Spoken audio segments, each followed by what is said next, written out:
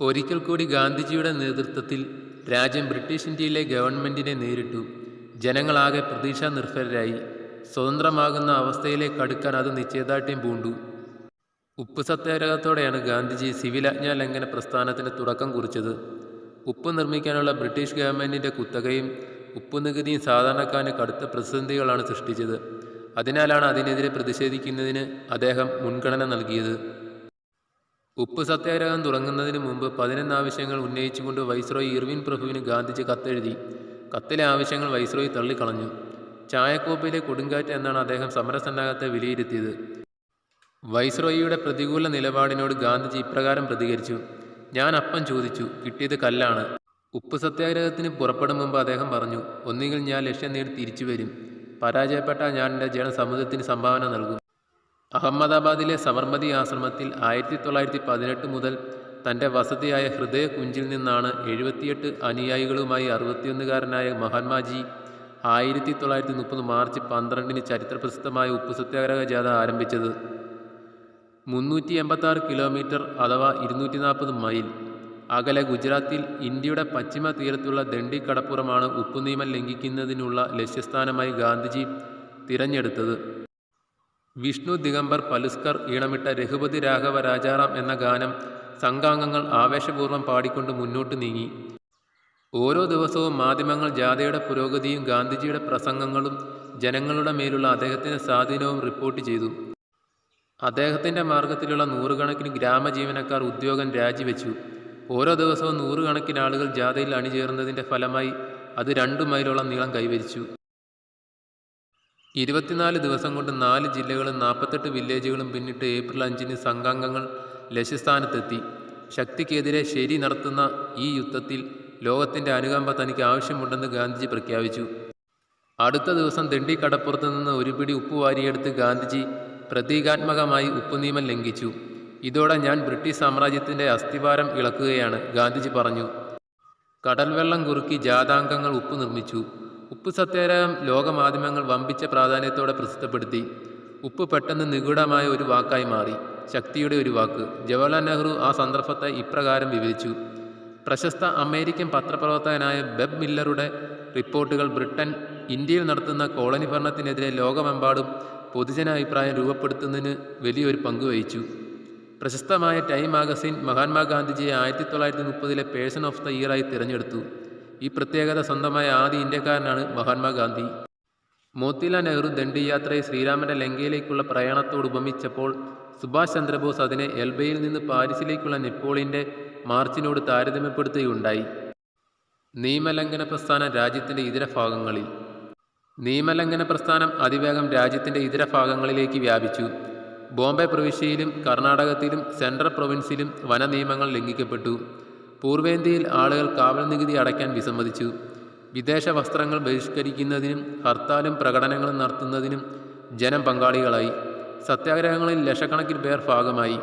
കർഷകർ പാട്ടവും ഭൂനികുതിയും ഒടുക്കാൻ വിസമ്മതിച്ചു. സ്ത്രീകളുടെ വ്യാപകമായ പങ്കാളിത്തമായിരുന്നു ഈ സമരത്തിൻ്റെ മറ്റൊരു സവിശേഷത. വടക്കു പടിഞ്ഞാറൻ ഇന്ത്യയിലെ നിയമലംഘന പ്രസ്ഥാനം. അതിർത്തി ഗാന്ധി എന്ന പേര് പ്രശസ്തനായ ഖാൻ അബ്ദുൽ ഗഫർ ഖാനാണ് വടക്കു പടിഞ്ഞാറൻ അതിർത്തി പ്രവിശ്യയിൽ സമരത്തിന് നേതൃത്വം നൽകിയത്. അദ്ദേഹം ഖുദായ് ഹിമ്മത്കാർ, ദൈവത്തിൻ്റെ സേവകർ എന്ന സംഘടന സ്ഥാപിച്ച് പട്ടാൻ ജനതയെ സമരത്തിൽ അണിചേർത്തു. ചുവന്ന കുപ്പായക്കാർ എന്നാണ് ഇവർ പരക്കെ അറിയപ്പെട്ടത്. വടക്ക് കിഴക്കൻ ഇന്ത്യയിലെ പ്രക്ഷോഭ പരിപാടികൾ. രാജ്യത്തിൻ്റെ കിഴക്ക് ഭാഗത്തുള്ള മൂലയിലും സമരത്തിൻ്റെ അലയൊലികളെത്തി. മണിപ്പൂരികൾ അതിൽ അതിധീരമായി പങ്കെടുത്തു. റാണി ഗെയ്ഡിലിയു എന്ന ധീരവനിത നാഗാലാൻഡിൽ ശ്രദ്ധാകേന്ദ്രമായി. ഗാന്ധിയുടെയും കോൺഗ്രസിൻ്റെയും ആഹ്വാനം ചെവിക്കൊണ്ട അവർ വിദേശ ഭരണത്തിനെതിരെ കലാപം ഉയർത്തി.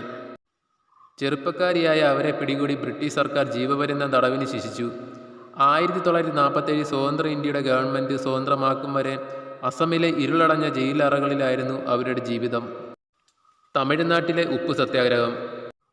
തമിഴ്നാട്ടിൽ ഉപ്പ് സത്യാഗ്രഹ ജാഥയ്ക്ക് നേതൃത്വം നൽകിയത് സി രാജഗോപാലാചാരി ആയിരുന്നു. 1930 ഏപ്രിൽ 13 തിരുച്ചിറപ്പള്ളിയിൽ നിന്ന് ആരംഭിച്ച ജാഥ ഏപ്രിൽ 28 വേദാരണ്യം കടപ്പുറത്തെത്തി. ഉപ്പ് നിയമം ലംഘിച്ച രാജഗോപാലാചാരിയെ പോലീസ് അറസ്റ്റ് ചെയ്തു. ഉപ്പ് സത്യാഗ്രഹം കേരളത്തിൽ. കേരളത്തിലെ ഉപ്പ് നിയമലംഘനങ്ങൾക്ക് നേതൃത്വം നൽകിയത് കെ കേളപ്പനായിരുന്നു. P Krishnapillai, K Kunhappan Nambiar, P Kesava Nambiar, P C Kunhiraman Adiyodi എന്നിവരുൾപ്പെടെ 32 പേരടങ്ങുന്ന സന്നദ്ധ ഭടന്മാരുടെ ഒരു സംഘം കേളപ്പൻ്റെ നേതൃത്വത്തിൽ കോഴിക്കോട് നിന്ന് 1930 ഏപ്രിൽ 13 പയ്യന്നൂരിലേക്ക് തിരിച്ചു. അംഷി നാരായണപിള്ള രചിച്ച വരിക വരിക സഹചരെ എന്ന് തുടങ്ങുന്ന വരികൾ ജാഥയുടെ പടയണി ഗാനമായിരുന്നു. ടി ആർ കൃഷ്ണസ്വാമി അയ്യരുടെ നേതൃത്വത്തിൽ മറ്റൊരു സംഘവും പയ്യന്നൂർക്ക് തിരിച്ചിരുന്നു. ഏപ്രിൽ 21 പയ്യന്നൂരിലെത്തിയ കേളപ്പന് സംഘത്തിനും ഗംഭീര സ്വീകരണമാണ് ലഭിച്ചത്. പിന്നീട് സത്യാഗ്രഹവേദിയായ ഉളിയത്തുകടവിലെത്തിയ ജാഥാംഗങ്ങളെ കൂറൂർ നീലകണ്ഠൻ നമ്പൂതിരിപ്പാട് അഭിസംബോധന ചെയ്തു.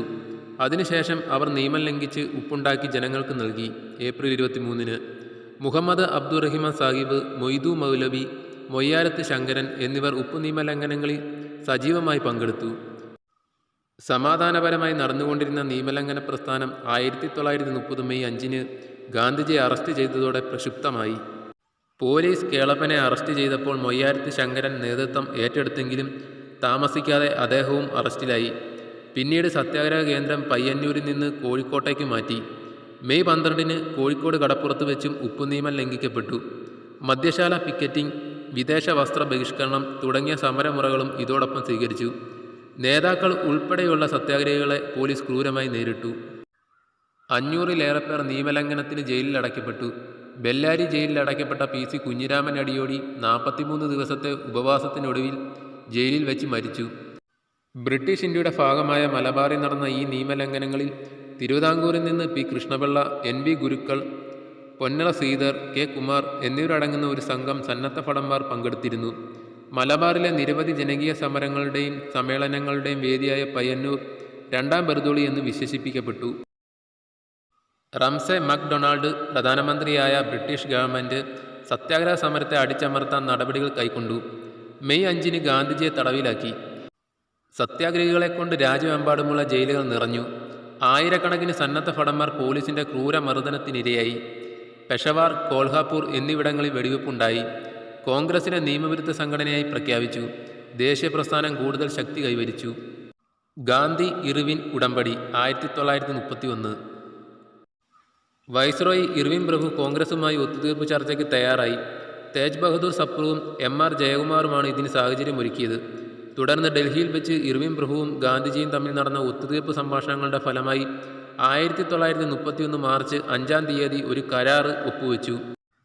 21 ഖണ്ഡികകളുള്ള ഈ ഉടമ്പടി ഗാന്ധി ഇർവിൻ സന്ധി എന്നാണ് അറിയപ്പെടുന്നത്. നിയമലംഘന പ്രസ്ഥാനം നിർത്തിവെക്കാമെന്ന് കോൺഗ്രസ് സമ്മതിച്ചു. ലണ്ടനിൽ പ്രധാനമന്ത്രി വിളിച്ചു ചേർക്കുന്ന വട്ടമേശ സമ്മേളനത്തിൽ പങ്കെടുക്കാമെന്നും കോൺഗ്രസ് ഏറ്റു.